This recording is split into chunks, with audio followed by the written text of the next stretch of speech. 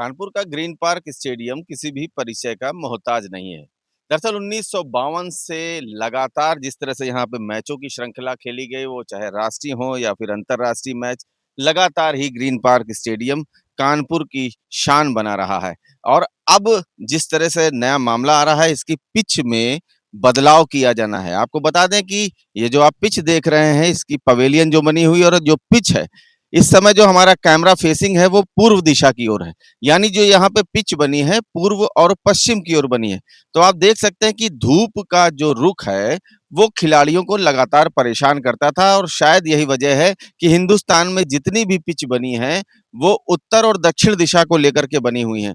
आप देख सकते हैं कि यहाँ पे पवेलियन भी जो बनाई गई है वो पूर्व और उत्तर दिशा में बनाई गई है, जिसके लेते हुए अब इस पिच में बदलाव संभव है।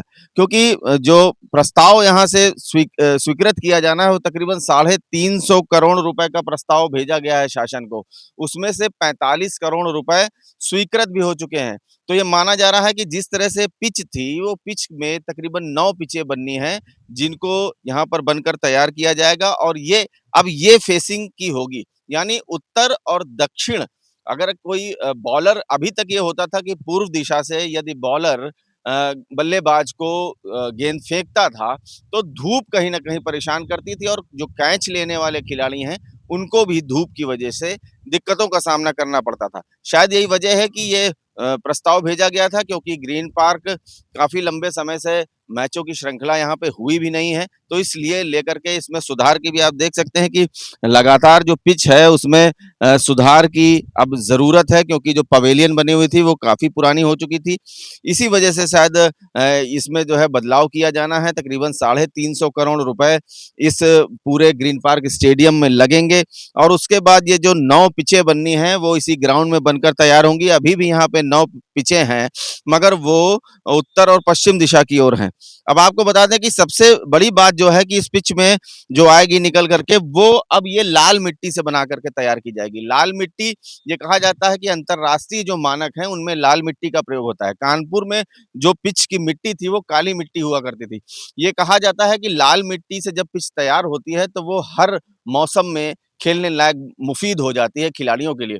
तो इस वजह से इस एक पिच को इसमें लाल मिट्टी से भी बनाया जाना है और साथ ही साथ जो अन्य 8 पिचें बनेंगी वो यहाँ पर स्टेडियम में दिशा को देखते हुए वो बनाए जाएँगे। आपको दिखा दें कि ये जिस तरह से पवेलियन पीछे बनी हुई है, आप ये भी देख लीजिए, इसमें भी इनकी भी दिशा में परिवर्तन होना है।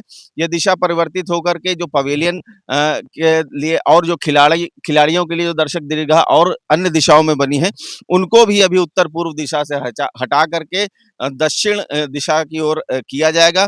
तो ये माना जा रहा है कि ये जल्द ही इस पे काम शुरू हो जाएगा, क्योंकि शासन से जिस तरह से धन स्वीकृत हुआ है, तकरीबन 45 करोड़ रुपए जो प्रथम दृष्टया इसमें स्वीकृत हुए हैं, उनमें पहले-पहले जो पिच है, पिच की सुधार का काम किया जाएगा और उसके बाद में अन्य जो पवेलियन के काम हैं, जैसे-जैसे शासन से रुपए पास होंगे और उसके साथ-साथ जो है ग्रीन पार्क के सुधार का काम और तेज हो जाएगा। अमर उजाला.com के लिए मैं प्रसून शुक्ला।